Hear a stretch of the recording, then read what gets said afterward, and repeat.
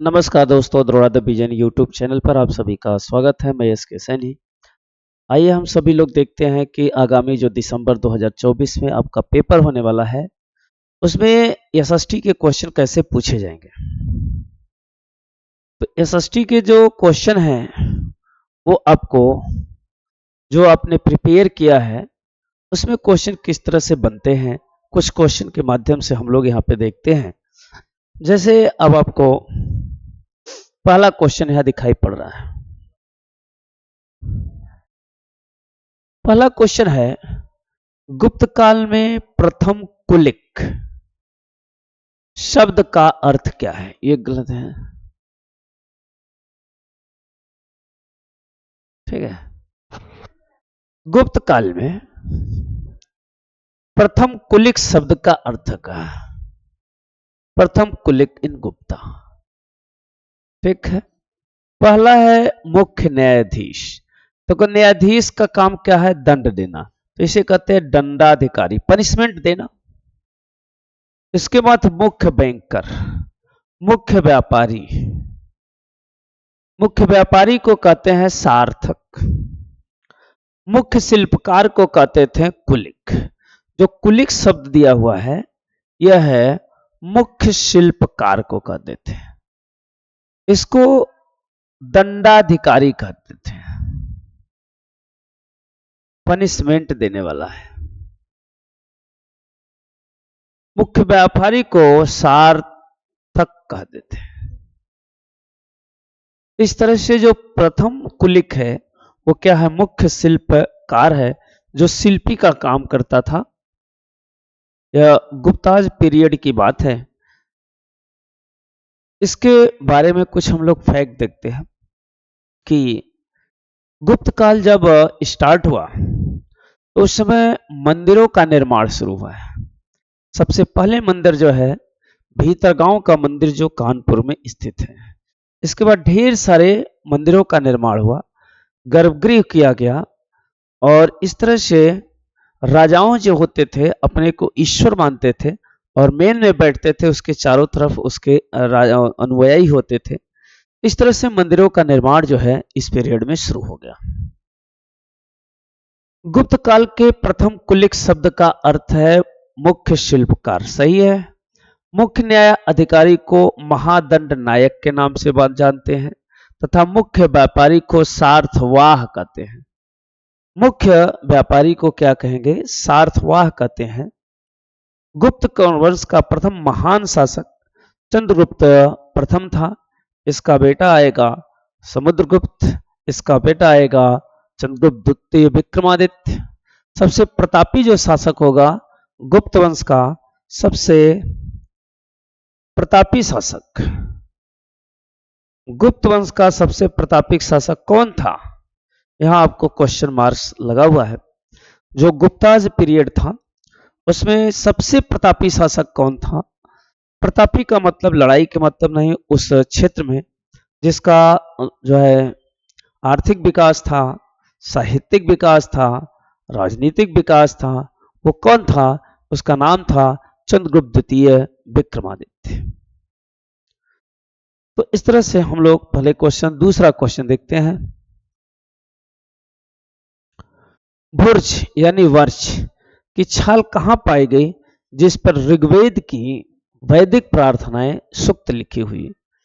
जो वेद लिखे गए हैं वो किस पे लिखे गए हैं? भुर्ज पर। भुर्ज क्या है? एक पेड़ की छाल है, ठीक है ना। और ये कहां पाई जाती थी? ये हिमालयाज के तराई क्षेत्रों में पाई जाती थी। जो हिमालयाज है उसके तराई क्षेत्रों में, तो देखो महाराष्ट्र नहीं पाया जाएगा, क्योंकि देखिए ऐसे ये हिमालयाज है, ये इसी क्षेत्र में पाए जाएंगे। ये हिमालयाज के क्षेत्र में पाए जाएंगे। तो यहां है आपको लद्दाख, यहां है जम्मू कश्मीर। देखो महाराष्ट्र आपका इधर पड़ेगा, तो महाराष्ट्र में भुर्ज नहीं पाया जाएगा। बिहार आपका इधर पड़ेगा, यहां पे नहीं पाया जाएगा क्योंकि हिमालयाज के क्षेत्र में पाए जाते हैं। जम्मू कश्मीर यहां पे पाया जाएगा, इधर पश्चिम बंगाल है, ये नहीं पाएगा। तो पहाड़ी क्षेत्रों में आपको जम्मू कश्मीर आएगा, और इसी जम्मू कश्मीर के में हिमालयाज के क्षेत्र में भुर्ज नामक पेड़ से छाल होती थी, जिस पे लोग लिखते थे परमानेंट, और ऐसी लिखी हुई प्रति को पांडुलिपि के नाम से जानते हैं। ऐसी जो लिखी हुई प्रतिलिपि थी उसका नाम था पांडुलिपि। इससे संबंधित भी कुछ हम लोग फैक्ट देखते हैं। भुर्जवर्ष 4 कश्मीर में पाई गई, जिस पर ऋग्वेद की वैदिक प्रार्थनाएं सूक्त लिखी गई हैं। लगभग 150 वर्ष पहले ऋग्वेद को सबसे पहली बार छापने के लिए इस वृक्ष की छाल का उपयोग किया गया था। यह पांडुलिपि पुणे महाराष्ट्र के पुस्तकालय में सुरक्षित है। ऋग्वेद का बहुत सारे फैक्ट हैं, आपको मिलेगा। ऋग्वेद एक पहला ऐसा वेद है सनातन धर्म का जिस पे भुर्ज की छाल पे छपा हुआ है, और ये ऋग्वेद कहाँ सुरक्षित है आपके सामने है। ये महाराष्ट्र के पुस्तकालय में सुरक्षित है। जो ऐसे पर लिखे जाते थे उसका नाम था पांडुलिपि। ठीक है। ऋग्वेद में 1000 से ज्यादा प्रार्थनाएं हैं जिन्हें हम सूक्त नाम से जानते हैं, जिन्हें हम क्या कहते हैं, सूक्त कहते हैं। 1008 जो है प्रार्थनाएं हैं। ऋग्वेद में ईश्वर से प्रार्थना की व्यवस्था की गई है। हम ईश्वर के सामने कैसे हाथ जोड़ करके प्रार्थना करें कि ईश्वर खुश हो जाए और हमें कुछ वरदान दे। ये काम यहाँ पे है। तो कई आपको फैक्ट मिले जो आपके अन्य तरीके से सीटेट में पूछे जा सकते हैं। पांडुलिपि क्या है, ठीक है, और ये कहाँ सुरक्षित है, ढेर सारे आपके फैक्ट मिल रहे हैं। यहाँ पे देखिए, निम्नलिखित में से कौन तमिल कृत है जो हमें आम पुरुषों और महिलाओं के बारे में, जीवन के बारे में सूचित करता है। यह तमिलनाडु का कौन सा ऐसा ग्रंथ है जो यहाँ पे है। ये तमिल है, तमिलनाडु। इसकी भाषा जो है, लैंग्वेज क्या है, रीजनल लैंग्वेज तमिल है, तमिल भाषा है। तो ये कह रहा कौन सी ऐसी भाषा है जो आम पुरुषों और महिलाओं के बारे में देखो, शिल्पाधिकारम और मणिमहल है, ये दोनों जो है महाकाव्य है, और दोनों जो है कोवलम और कणगी की कहानी है। कोवलम और कणगी की प्रेम कहानी है। कोवलम और कणगी की क्या है, प्रेम कहानी है। इसमें पुआर पंथा कहा होगा, जहां पे जो है कोवलम मेल है, कणगी फीमेल है। तो यहां पर एक कहानी है जो शिल्पाधिकारम है। कहानी शिल्पाधिकारम से शुरू होता है, जिसमें कोवलम और कणगी दोनों नायक है। कोवलम एक व्यापारी है और कणगी भी एक व्यापारी की लड़की है, जो दोनों में शादी हो जाती है। कोवलम जो है कुछ दिन के बाद जो है एक वेश्या के चक्कर में पड़ता है, नर्तकी के चक्कर में पड़ता है, और उससे एक लड़की होती है उसी का नाम है मणिमहल। तो वो क्या होता है, कुछ समय बाद जब कणगी को पता चलता है तो वो जो है बहुत दुखी होती है, और तब तक जो है कोवलम का पूरा धन समाप्त हो जाता है। फिर कणगी वहां से मदुरै जाती है, और मदुरै जाने पर क्या करती है, वो मदुरै जाने पर एक व्यापार छोटा सा शुरू करना चाहती है, लेकिन उसके पास जो है पायल का जोड़ा था, और पायल के जोड़े में से एक जोड़ा जब कोवलम लेके सोनार के दुकान पे जाता है, तो संयोग से उसी दिन रानी का जो है पायल चोरी हो गया था, सेम उससे मिलता जुलता था। तो वो पकड़ के ले जाते हैं और राजा उन्हें फांसी दे देता है। कणगी जो है दौड़ती दौड़ती मालूम हुआ जाती है, और उसके दरबार में जब दूसरे पायल का जोड़ा फेंकती है तो उसका दरवाजा जो है दरबार धू धू करके जलने लगता है। कणगी को तमिल की सीता के नाम से इसलिए जानते हैं, पतिव्रता थी। तो कणगी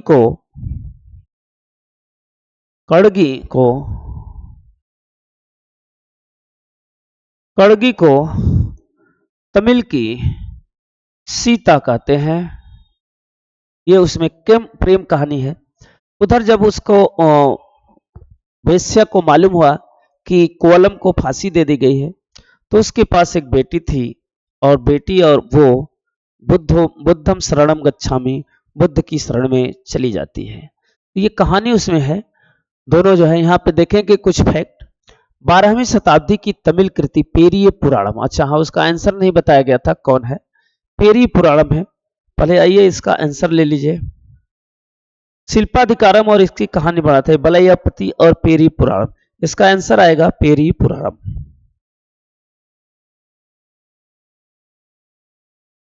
इसका आंसर आएगा पेरी पुराणम में आम पुरुषों और महिलाओं की कथा का वर्णन है।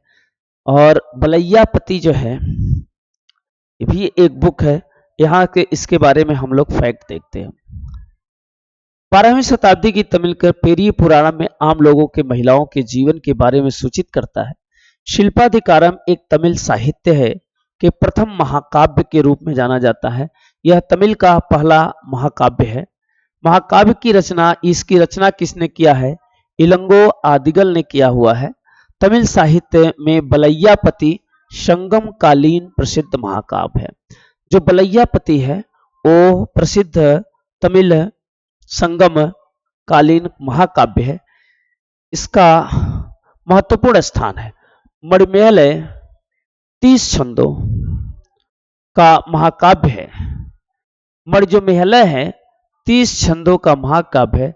इसके रचनाकार तिलैया सतनार है। तो इसके जो रचनाकार हैं तिलैया सतनार है। क्वेश्चन नंबर अगला।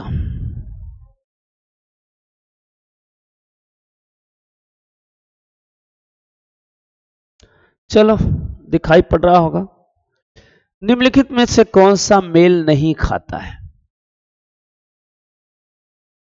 खजुराहो ये मध्य प्रदेश में है, एमपी में है, और इसको बनवाया किसने है? चंदेल शासक है। ठीक है, इधर आपका खजुराहो का मंदिर है। खजुराहो का मंदिर जो है चंदेलों ने बनवाया हुआ है। एहोल अभिलेख, एहोल जो है ये चालुक्यों क्या है? ये एहोल अभिलेख लिखा हुआ है, एक एहोल अभिलेख है। एहोल अभिलेख रवि कीर्ति द्वारा लिखा गया है। रवि कीर्ति, रवि कीर्ति द्वारा लिखा गया है। तो ये भी सही है, इसका मिलान सही है। इसका है, हमें पूछा है कौन मिलान नहीं है। कांचीपुरम, कांचीपुरम पल्लव शासक है। महाबलीपुरम ये चोल नहीं है बल्कि ये कौन है? पल्लव है। कांचीपुरम का शैव मंदिर है और महाबलीपुरम का जो है रथ मंदिर है। 7 रथ मंदिर इसमें बनाए गए हैं, जो पत्थरों को काट करके बनाया गया है। 7 रथ मंदिर, जिसमें सबसे छोटा जो है द्रौपदी का है, और उसमें 5 पांडव, द्रौपदी और गणेश की मूर्ति रखी गई है महाबलीपुरम में, जिसका बनाया गया है चोल शासकों का। यह नहीं है।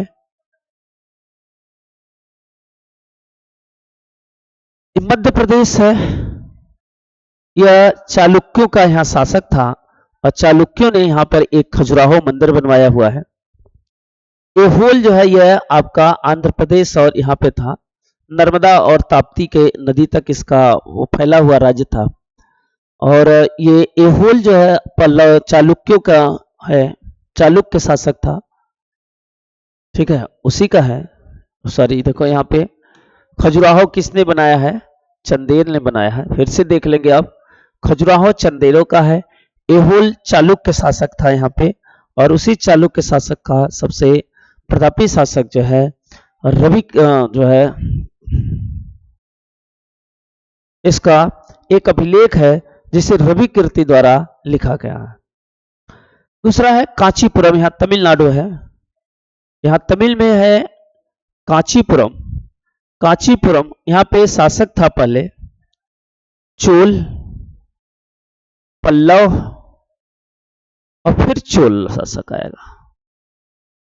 तो ये प्रतापी शासक नहीं है। सबसे प्रतापी शासक चोल का लास्ट वाला है। पल्लव का शासक आया तो उन्होंने पल्लव ने कांचीपुरम में क्या बनाया था, एक शैव मंदिर का निर्माण करवाया था। और उसी जो है महाबलीपुरम में क्या किया था, पर्वतों पत्थरों को काट करके एक पांचों पांडवों और जो है गणेश और द्रौपदी की जो है मूर्ति बनाई गई है। तो यहां पर ये मेल नहीं खाता क्योंकि ये चोलों का नहीं है बल्कि किसका है, पल्लव शासक का है। क्वेश्चन नंबर अगला, इसके बारे में कुछ हम लोग डिटेल जानते हैं जो यहाँ पे है। अच्छा यहाँ पे डिटेल नहीं है इसका। अगला सवाल देखिए, बहुत ही अच्छा सवाल है पढ़ें और क्वेश्चन जो है आप इसको बता सकते हैं। कह रहा है सुशिक्षित व्यक्ति तवारीख, ये तवारीख को सुशिक्षित व्यक्तियों द्वारा उर्दू में लिखा गया है। देखो जो तवारीख लिखा गया है वो उर्दू में नहीं लिखा गया है बल्कि फारसी भाषा में लिखा गया है। तो ये ऑप्शन तो गलत हो गया। अब हमको बचा 2 और 3। पहले इस ऑप्शन को यहां से काट के निकाल देते हैं। पहला ऑप्शन देखो इसमें है, नहीं होगा। ये हो सकता है, देखो पहला ऑप्शन इसमें है, नहीं होगा। देखो पहला ऑप्शन इसमें है, नहीं होगा। केवल 2 और 3 ही सही होगा। केवल 2 और 3 आपको मिलेगा। इस तरह से ये षष्ठी के क्वेश्चन आपको टेकल करना चाहिए क्योंकि थोड़ी सी मिस्टेक देखो दिया हुआ है। सब जो पढ़ेगा तवारीख लिखने वाला तो वो सही समझेगा, लेकिन छोटा सा केवल देखो ये उर्दू के कारण ये गलत हो गया। ये उर्दू में नहीं लिखा गया है, केवल किस में लिखा गया है, फारसी भाषा में लिखा गया है। तो ये आपका इस कुछ तकनीक है, टेक्निक है जिसके द्वारा आप सीटेट आसानी से पास हो सकते हैं। तवारीख के संबंध में कथन 2 और कथन 3 दोनों सही है। तवारीख के लेखक अपने इतिहास मुल्तानों के लिए, सुल्तानों के लिए लिखते थे। मुल्तान नहीं है, सुल्तान होता है। सुल्तान का मतलब जो राजा होता था उसको सुल्तान कहते थे, उसके दरबार में रहते थे, उसी के लिए लिखते थे। उन्हें ढेर सारे पुरस्कार पाने की आशा रहती थी। ये भी क्वेश्चन पूछ सकता है। तवारीख क्यों लिखते थे कि तवारीख में जो है जिस दरबारी कवि था और उस दरबारी के उस राजा की प्रशंसा करते थे तो राजा प्रशंसा के रूप में उन्हें कुछ गिफ्ट दे देता था। जब आपको राजा हर्षवर्धन की मृत्यु हो जाएगी उसके बाद जितने भी शासक आएंगे, छोटे छोटे शासक आएंगे, वहां पर एक एक जो है दरबारी कवि उगरेंगे और जो राजा की प्रशंसा करेंगे और उसके बदले उन्हें गिफ्ट मिलता रहेगा, को पुरस्कार मिलता रहेगा। तवारीख के लेखक सचिव, प्रशासक, कवि और दरबारियों जैसे सुशिक्षित व्यक्ति होते थे जो घटनाओं का वर्णन भी करते थे और शासकों को प्रशासन संबंधी सलाह भी देते थे। तवारीख फारसी भाषा में लिखा गया है। तो इस तरह से आपको ढेर सारे क्वेश्चन फैक्ट आपको मिल सकते हैं और इस तरह से आपको पढ़ना चाहिए। अगला क्वेश्चन, निम्नलिखित में से कौन सी रचना सूरदास द्वारा लिखित नहीं है? सूरसागर है, सूर सरावली है, साहित्य लहरी उनकी रचना है, साहित्य रत्ना जो है उनकी नहीं होगी। अगर आंसर सही है 4 है तो इसकी तीसरा ऑप्शन और साहित्य रत्ना उनकी कृति नहीं होगी। देखो साहित्य रत्ना सूरसागर द्वारा संकलित नहीं है। सूर सागर, सूर सरावली, साहित्य लहरी, स नहीं है, ल है, थोड़ा सा साहित्य लहरी, ये तीनों देखो मूर है लेकिन यहाँ पर समझना है सूरदास द्वारा संकलित है। सूरदास हिंदी के भक्तिकाल के महान कवि थे। वे भगवान किसके थे? कृष्ण के सगुण भक्ति शाखा के समर्थन है। कृष्ण जो है क्या है? सगुण भाषा शक्ति के सगुण का मतलब ये होता है जो दिखाई पड़ता है। निर्गुण भक्ति का वो होता है जो दिखाई नहीं पड़ता है, कल्पना करते हैं कि ईश्वर ऐसा होगा। अनन्य उपासक और ब्रजभाषा के श्रेष्ठ कवि थे। सूरदास हिंदी साहित्य के सूर्य माने जाते थे। एक क्वेश्चन और पूछा, हिंदी साहित्य का सूर्य किसे माना जाता है? इसी सूरदास को मानते हैं। ब्रजभाषा में इन्होंने अपनी रचना की। अगला क्वेश्चन फिर हम लोग देखते हैं। अच्छा क्वेश्चन है, बड़ा क्वेश्चन है। निम्नलिखित कथनों का कारण पर विचार के तहत सही विकल्प कर करिए। 18वीं शताब्दी के दौरान मुगल साम्राज्य धीरे धीरे कई स्वतंत्र क्षेत्रीय राज्यों में बिखर गए। सही बात है। जब औरंगजेब की मृत्यु होगा, औरंगजेब के बाद जब उसके परवर्ती शासक आएंगे तो उतने शक्तिशाली नहीं रहेंगे, तो जो छोटे छोटे साम्राज्य थे वो क्या हो गए, धीरे धीरे धीरे स्वतंत्र हो गया। उसमें बंगाल हो गया, आपका बिहार हो गया, ढेर सारे जो छोटे छोटे राज्य थे वो बिखर गए और स्वतंत्र हो गए। तो ये बात तो सही है। मुगल साम्राज्य की सत्ता के पतन के साथ साथ कई प्रांत के जो सूबेदार थे और बड़े जमींदार थे, भारतीय उपमहाद्वीप विभिन्न हिस्सों में शक्तियां और प्रबल कर ली। ये भी बात सही है, ये भी बात सही है। और इसका व्याख्या भी है, क्यों प्रबल कर लिया, क्योंकि वो राजा जो है, शासक जो है कमजोर पड़ जाते थे। तो इसका ए सही होगा, इसकी दोनों सही होगा, ए और आर दोनों सही है, उसकी व्याख्या भी करता है। ए और आर दोनों सही है, उसकी व्याख्या भी करता है। ए और दोनों सही, आर की व्याख्या करता, आपको बताया था। 1707 ईस्वी में औरंगजेब की मृत्यु हो जाती है। वो दिन था जब 1707 ईस्वी में औरंगजेब ने इस समाज को अलविदा किया। के पश्चात जो है मुगल साम्राज्य का पतन आरंभ हो गया। 18वीं शताब्दी में अहमद शाह अब्दाली ने आक्रमण किया। मुगल साम्राज्य धीरे धीरे कई स्वतंत्र क्षेत्रीय राज्यों में बिखर गया। 18वीं शताब्दी में बंगाल के एक क्षेत्रीय राज्य बन जाने से जमींदारों में काफी बदलाव आया।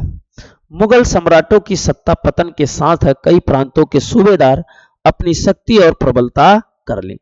तो 1707 में औरंगजेब की मृत्यु के बाद मुगल साम्राज्य धीरे धीरे पतन होता गया और 1857 की क्रांति में एकदम समाप्त हो गया। 1857 की क्रांति में अंतिम जो है बहादुर शाह जफर था। बहादुर शाह जफर जो है यह अंतिम मुगल शासक है, अंतिम मुगल शासक है जो भारत पर आक्रमण जो किया था। मुगल साम्राज्य की स्थापना बाबर ने की थी।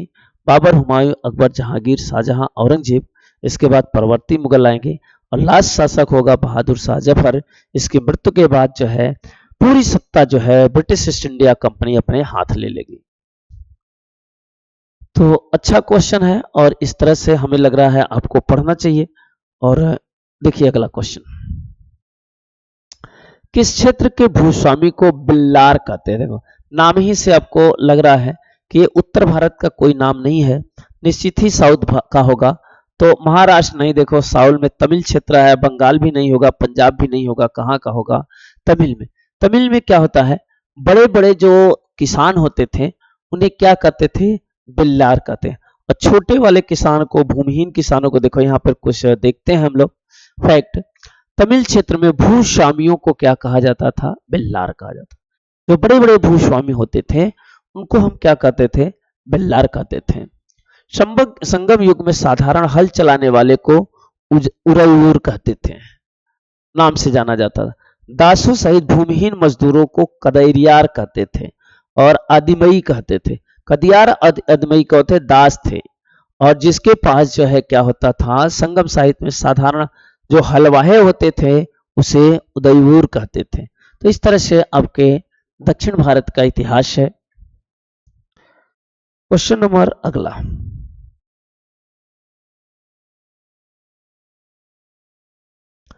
निम्न कथनों को पढ़े। पहला कर है, राजाराम मोहन राय जैसे लोगों को समाज सुधारक इसलिए कहा जाता है क्योंकि वे मानते थे कि समाज में परिवर्तन लाना और अन्यायपूर्ण तौर तरीकों से छुटकारा पाना जरूरी है। राजाराम मोहन राय का एक समाज सुधारक है जो पश्चिम बंगाल के रहने वाले हैं। उन्होंने कहा कि समाज में परिवर्तन आना जरूरी है। इन्होंने वेदों का सहारा लिया। तो एक बात तो स्टेटमेंट सही है। दूसरा यहां में है सुधारक, समाज सुधारक। समाज सुधारकों का विचार था कि इस तरह के परिवर्तन लाने के लिए लोगों को इस बात के लिए प्रेरित किया जाना चाहिए कि वे पुराने व्यवहार को छोड़कर जीवन का नया ढंग अपनाने के लिए तैयार हो जाए। दोनों सही है, परिवर्तन होगा तो ए और बी दोनों सही है। इसका इसका आएगा सी, ए और बी दोनों सही है। इसका ये भी सही है, ये भी सही है। व्याख्या वाला क्वेश्चन ये नहीं है, खाली स्टेटमेंट रॉन्ग और करेक्ट की बात कर रहा है। तो राजा राम मोहन राय जो है एक बहुत बड़े समाज सुधारक थे जिन्होंने ब्रह्म समाज की स्थापना किया था और ये पश्चिम बंगाल के रहने वाले हैं। और यहाँ से कुछ फैक्ट भी हम लोग देखते हैं।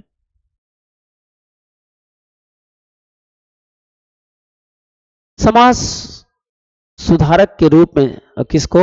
राजा राम मोहन राय को। राजा राम मोहन राय को समाज सुधारक के रूप में हम लोग देखते हैं, जानते हैं। उन्होंने ब्रह्म समाज की स्थापना किया था। ए और बी दोनों सही है।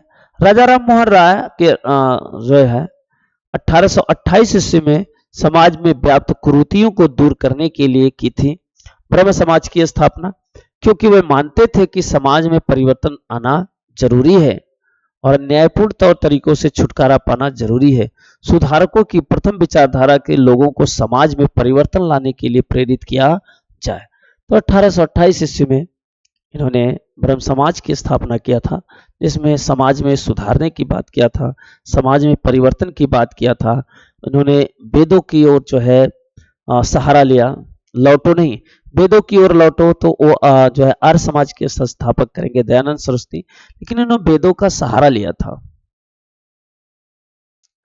क्वेश्चन नंबर अगला, पूर्व मद्रास चेन्नई में स्थापित समाज प्रेरित। पूर्व मद्रास यानी आज का जो चेन्नई है उसका नाम है पूर्व मद्रास में स्थापित वेद समाज प्रेरित था। वेद समाज जो प्रेरित था चेन्नई में वो कैसा था? वेद समाज स्टेबलाइज, ये वेद समाज उत्तर भारत से किससे प्रेरित था? प्रार्थना समाज नहीं, आर्य समाज, ब्रह्म समाज और युवा बंगाल आंदोलन।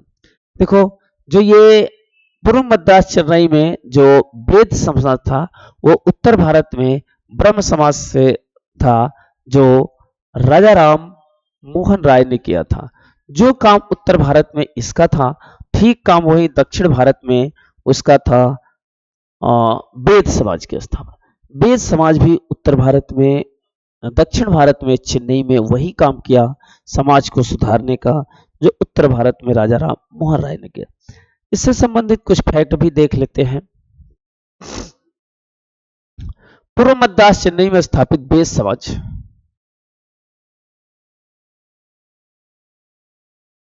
वेद समाज ब्रह्म समाज द्वारा प्रेरित था। ब्रह्म समाज की स्थापना राजा राम मोहन राय ने 1828 ईस्वी में भारतीय समाज में व्याप्त कुरीतियों को दूर करने के लिए की गई थी।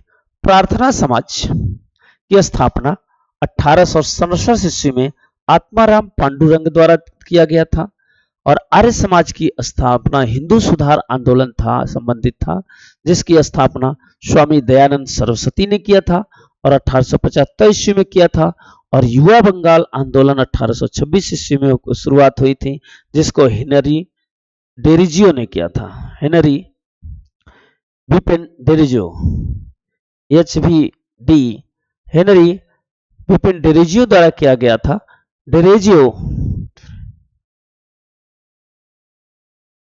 डेरेजियो को आधुनिक भारत का प्रथम राष्ट्र कवि भी कहते हैं। इस डेरेजियो को आधुनिक भारत का प्रथम राष्ट्र कवि कहते हैं। तो इस तरह से आपने देखा कि ब्रह्म समाज की स्थापना किसने किया था और आर्य समाज की स्थापना किसने किया था? ये हिंदू सुधार के लिए था। और इसके बाद स्वामी दयानंद सरस्वती जो किए थे, और युवा बंगाल की स्थापना देखो किसने किया था। तो इस तरह से आपको यहाँ से फैक्ट भी, इस पे बहुत सारे फैक्ट मिल जाएंगे। इसकी स्थापना किसने किया अभी बता, इसकी, इसके और इसके सबके कैसे।